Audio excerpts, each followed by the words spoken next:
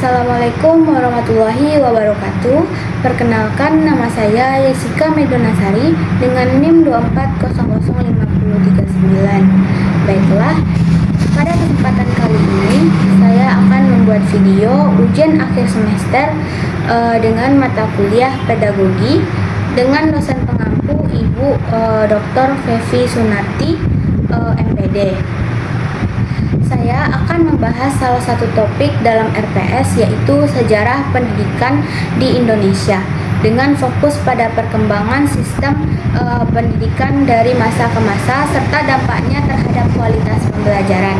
Pembahasan ini penting karena sistem pendidikan yang kita jalani saat ini tidak lepas dari sejarah panjang pendidikan Indonesia, mulai dari masa kolonial hingga era reformasi dan digital.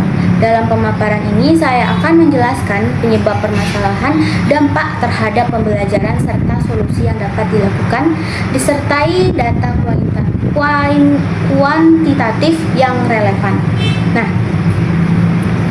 secara historis, pendidikan di Indonesia itu mengalami beberapa fase utama. Nah, yang pertama itu ada masa kolonial Belanda. Pendidikan bersifat diskriminatif berdasarkan data sejarah. Pada tahun 1930, tingkat melek huruf penduduk pribumi itu hanya sekitar 6-7%, sedangkan penduduk Eropa mencapai lebih dari 90%.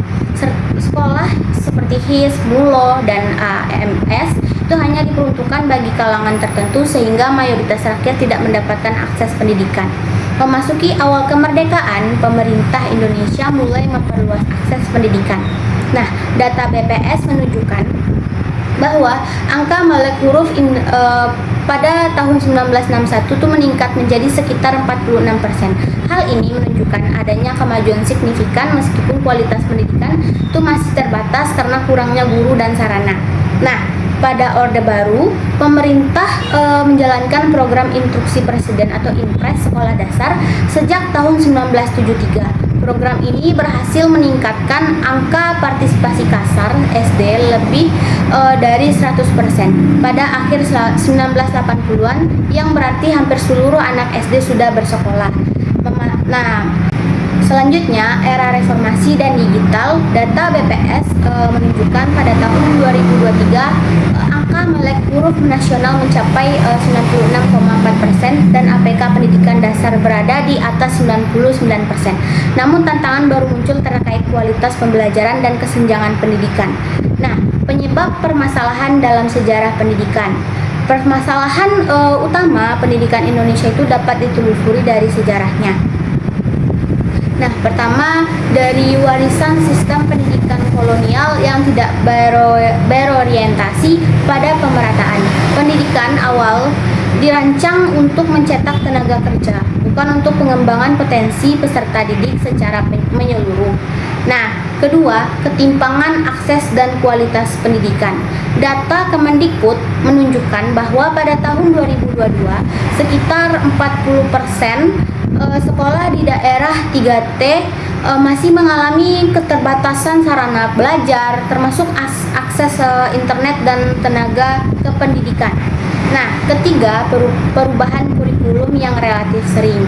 Nah, sejak tahun 1947 hingga sekarang, Indonesia itu mengalami lebih dari 10 kali perubahan kurikulum yang berdampak pada kesiapan guru dan konsistensi pembelajaran.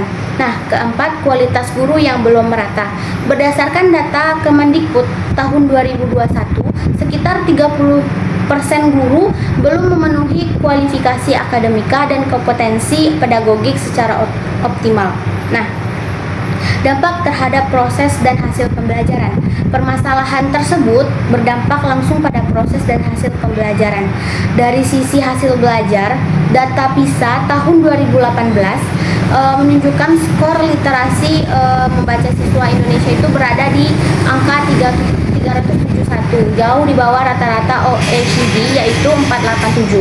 Hal ini menunjukkan bahwa meskipun akses pendidikan sudah luas, tapi kualitas pembelajaran itu belum optimal. Nah, dari sisi proses pembelajaran, pembelajaran tuh masih cenderung berpusat pada guru. Survei internal Kemendikbud tahun 2020 itu menunjukkan bahwa sekitar 60% kegiatan belajar di kelas tuh masih didominasi metode ceramah. Nah, selain itu, kesenjangan antar wilayah masih terlihat. Nilai rata-rata asesmen nasional di daerah perkotaan tercatat 15-20% lebih tinggi dibanding daerah terpencil. Nah, menunjukkan ketidakmerataan mutu pendidikan. Nah, jalan keluar atau solusi yang dapat dilakukan. Nah, berdasarkan permasalahan di atas dan dampaknya tersebut itu terdapat beberapa solusi yang dapat dilakukan. Nah, yang pertama itu ada penguatan guru, penguatan kualitas guru atau pelatihan berbasis kompetensi dan pedagogi perlu ditingkatkan. Data menunjukkan bahwa sekolah dengan guru yang mengikuti pelatihan berkelanjutan mengalami peningkatan hasil belajar siswa hingga 15-25%. Nah, kedua, pemanfaatan teknologi pendidikan secara merata. Pada tahun 2023, baru sekitar 68% sekolah yang memiliki akses internet yang memadai. Nah, pemerataan infrastruktur digital menjadi kunci peningkatan kualitas pembelajaran.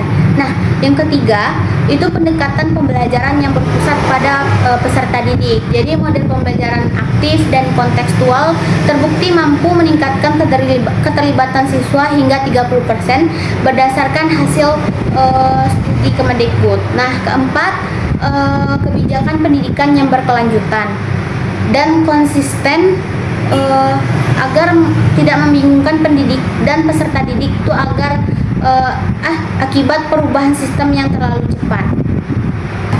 Baiklah, hanya itu yang dapat saya sampaikan. Saya terlebih dan terkurangnya saya mohon maaf. Saya akhiri. Assalamualaikum warahmatullahi wabarakatuh.